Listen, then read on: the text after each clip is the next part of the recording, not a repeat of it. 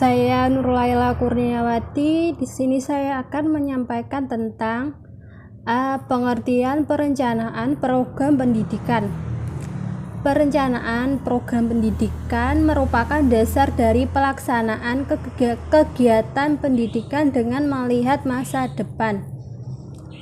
Untuk mengembangkan pendidikan supaya lebih efektif dan efisien sesuai kebutuhan masyarakat untuk mencapai sasaran pembangunan pendidikan sehingga tujuan dari pendidikan dapat terwujud sesuai harapan. Pengertian perencanaan program pendidikan menurut dua ahli ini. Yang pertama yaitu Bintoro Cokro Aminoto. Perencanaan pendidikan adalah proses yang mempersiapkan kegiatan-kegiatan secara sistematis yang akan mencapai tujuan yang tertentu. Yang kedua, Saud dan Ma'mun. Menurut beliau, perencanaan program pendidikan yaitu suatu kegiatan melihat masa depan dalam hal menentukan prioritas dan biaya pendidikan dengan memprioritaskan kenyataan yang ada dalam bidang ekonomi, sosial, dan politik untuk mengembangkan sistem pendidikan negara dan prasarana pendidikan dilayani dengan baik. Assalamualaikum warahmatullahi wabarakatuh. Perkenalkan, nama saya Khairon Natuzahro dari kelas PGMI 3G, kelompok 1 Perencanaan Evaluasi Program Pendidikan. Di sini saya akan mempresentasikan bagian bab kedua, yaitu asal-usul atau latar belakang perencanaan program pendidikan. Perencanaan pendidikan mempunyai peran penting dan berada pada tahap awal dalam proses manajemen pendidikan, yang dijadikan sebagai panduan bagi pelaksanaan, pengendalian, dan pengawasan penyelenggaraan pendidikan guna untuk mencapai sasaran dan tujuan yang telah ditetapkan. Kebutuhan terhadap perencanaan pendidikan diakibatkan oleh adanya kompleksitas masyarakat dewasa ini, seperti masalah jumlah penduduk, kebutuhan akan tenaga kerja, masalah lingkungan, dan adanya keterbatasan sumber daya alam. Sampai saat ini, pendidikan di Indonesia masih mengalami krisis besar karena perkembangan dan kebutuhan akan pendidikan tidak dapat terpenuhi oleh sumber-sumber yang tersedia. Dalam banyak literatur yang dikaji dan dipelajari bahwa asal-usul perencanaan pendidikan dimulai dari sejak zaman kuno, di mana pada masa itu para ahli filsafat dan ahli pendidikan sudah memiliki gagasan tentang perencanaan pendidikan yang bersifat spekulatif seperti yang dikemukakan Xenophon dalam Konstitusi Lacedaemonian, yang menunjukkan kepada orang-orang Athena bahwa bangsa Sparta pada 2500 tahun yang lalu telah merencanakan pendidikannya untuk tujuan militer, sosial, dan ekonomi mereka. Kemudian, Plato dalam bukunya Republik membuat suatu rencana pendidikan yang dapat memenuhi kebutuhan pemimpin dan kebutuhan politik bangsa Athena, yang kemudian pada masa dinasti Han di Cina dan kebudayaan Inca di Peru telah dikenal adanya perencanaan pendidikan dengan tujuan memenuhi berbagai kebutuhan masyarakat. Dalam beberapa literatur pada pertengahan abad ke-16, John Knott, seorang berkebangsaan Skotlandia, mengusulkan suatu rencana untuk sistem persekolahan dan kursus-kursus nasional sehingga bangsa Skot memiliki keterpaduan antara kepuasan spiritual dan sosial. Kemudian pada akhir abad ke-18 dan awal abad ke-19 di benua Eropa banyak diciptakan sistem dan slogan tentang pendidikan yang dimaksudkan untuk pembaruan dan peningkatan sosial. Begitu juga di Polandia terdapat rencana yang disusun Rousseau yang menyatakan agar setiap warga Polandia memperoleh pendidikan. Usaha modern dalam perencanaan pendidikan untuk membantu merealisasikan masyarakat baru ditemukan di Uni Soviet pada tahun 1923, yang merupakan permulaan dari proses perencanaan pendidikan yang komprehensif dan berkesinambungan yang dapat membantu mengubah suatu bangsa menjadi salah satu negara yang tergolong maju pendidikannya. Bab ketiga, Sejarah perencanaan program pendidikan sebelum dan sesudah Perang Dunia II. A. Sejarah perencanaan pendidikan sebelum Perang Dunia II. Kondisi perencanaan pendidikan pada awal dan masa Perang Dunia II dimulai pada tahun 1923 di Uni Soviet atau Rusia, dengan ditemukannya dokumen rencana 5 tahun pertama, The First Five for Young Soviet Union, yaitu konsep yang rasional sebagai suatu pendekatan ilmiah untuk menanggulangi masalah dengan menetapkan tujuan, memilih alternatif dengan maksud mengkoordinasikan pembangunan pendidikan dengan pembangunan sosial dan ekonomi. Dengan rencana ini, Uni Soviet telah berhasil mengubah bangsanya yang pada awalnya menjadi bangsa yang besar, di mana penduduknya buta huruf, menjadi bangsa yang paling maju pendidikannya dalam kurun waktu 50 tahun. Perencanaan pendidikan yang dibuat pada awal abad ke-19 sebelum Perang Dunia II memiliki ciri-ciri sebagai berikut. A.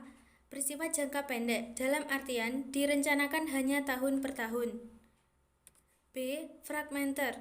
Bagian atau komponen pendidikan direncanakan secara terpisah. C. Tidak integral. Lembaga pendidikan melakukan perencanaan secara terpisah, kurang memperhatikan perkembangan masyarakat dan perkembangan ekonomi. D. Tidak dinamis.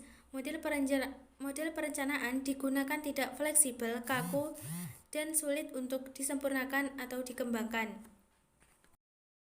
Selanjutnya, poin B, sejarah perencanaan pendidikan sesudah Perang Dunia II. Sejarah perkembangan perencanaan pendidikan ini diawali di Inggris, yang dalam Undang-Undang Pendidikan pada tahun 1944 memberikan mandat kepada Local Education Authorities untuk merencanakan pendidikan, yang kemudian Prancis pada tahun 1946 mengambil keputusan untuk mendirikan A Commission to Plan the Equipment Scolaire Universitaire Scientifique et Artistique pada tahun 1951 dan pada tahun 1953 menjadi bagian internal dari program pembangunan nasional. Pada tahun 1950, negara yang baru merdeka, mereka baru menyadari akan pentingnya perencanaan pendidikan. Diawali dengan negara India yang melakukan rencana pembangunan 5 tahun pertama pada tahun 1951 sampai 1955, di mana pendidikan mendapatkan tempat dan menjadi bagian dalam kerangka pembangunan nasional di bidang sosial dan ekonomi. Model serupa diikuti oleh negara yang baru merdeka lainnya seperti Ghana, Kolombia, Maroko, Pakistan, dan Tunisia. Kemudian diikuti pula negara Indonesia, rencana pembangunan 5 tahun dalam kurun waktu pada tahun 1956 sampai 1960. Perserikatan Bangsa-Bangsa dengan UNESCO telah mengambil langkah strategis dalam membantu negara di dunia, khususnya negara berkembang. Adapun langkah yang diambil UNESCO adalah membentuk konferensi perencanaan pendidikan yang bersifat regional, di antaranya di kawasan Amerika Latin, Asia, Afrika, Arab, Eropa, dan Amerika Utara. Di samping melaksanakan konferensi, UNESCO juga mendirikan 4 pusat regional dan mendirikan Institut Internasional Perencanaan Pendidikan di kota Beirut, Dakar, New York, dan Perancis. D. Sejarah perencanaan program pendidikan nasional di Indonesia. Yang pertama, perencanaan pendidikan sebelum kemerdekaan.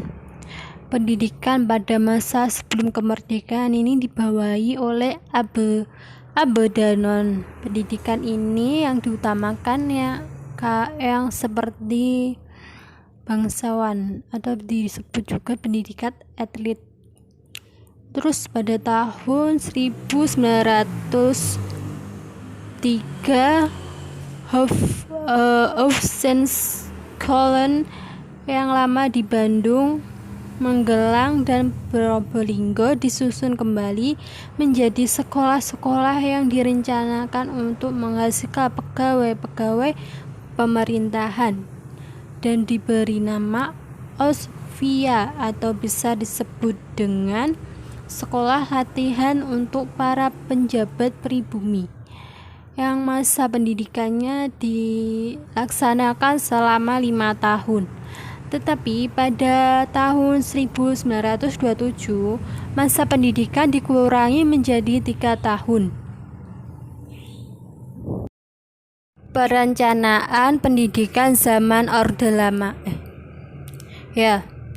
Yang pertama, pada tahun 1945 sampai 1968, kurikulum yang sedang digunakan yaitu yang bisa disebut Rencana Pelajaran 1947 yang dilaksanakan pada tahun 1950. Yang kedua, Rencana Pelajaran Terurai 1952. Kurikulum pada tahun ini lebih merinci setiap pelajaran yang bisa disebut dengan Rencana Pelajaran Terurai 1952. Yang ketiga, kurikulum 1964. Pada kurikulum ini, mata pelajaran diklasifikasikan dalam 5 kelompok bidang studi, yaitu moral, kecerdasan, emosional atau artistik, keterampilan, dan jasmaniah. Selanjutnya poin yang C yaitu perencanaan pendidikan zaman Orde Baru 1966 sampai 1998. Yang pertama, kurikulum 1968 menekankan pendekatan organisasi materi pelajaran, kelompok pembinaan Pancasila, pengetahuan dasar, dan kecakapan khusus. Yang kedua, kurikulum 1975. Kurikulum 1975 menekankan pada tujuan agar pendidikan lebih efektif dan efisien berdasarkan MBO, Manajemen B Objektif. Yang ketiga, kurikulum 1984. Peran siswa dalam kurikulum ini menjadi mengamati sesuatu, mengelompokkan, mendiskusikan, hingga melaporkan. Yang keempat, kurikulum 1994. Kurikulum 1994 merupakan hasil upaya untuk memadukan kurikulum-kurikulum sebelumnya, terutama kurikulum 1975 dan 1993. Yang selanjutnya yaitu poin yang D, perencanaan pendidikan zaman reformasi. Pendidikan di era reformasi 1999 mengubah sistem pendidikan Indonesia melalui Undang-Undang Nomor 22 Tahun 1999. Dengan ini pendidikan menjadi sektor pembangunan yang didesentralisasikan. Pemerintah memperkenalkan model manajemen berbasis sekolah. Sementara untuk mengimbangi kebutuhan akan sumber daya manusia yang berkualitas, maka dibuat sistem kurikulum berbasis kompetensi. Memasuki tahun 2003, pemerintah membuat Undang-Undang Nomor 20 Tahun 2003 tentang Sistem Pendidikan Nasional, menggantikan Undang-Undang Nomor 2 Tahun 1989.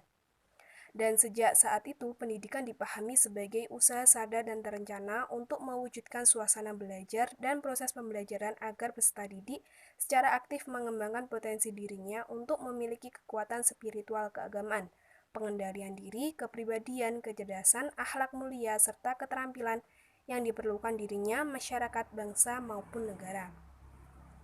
Sekian, terima kasih presentasi dari kelompok 1. Kurang lebihnya kami mohon maaf. Wassalamualaikum warahmatullahi wabarakatuh.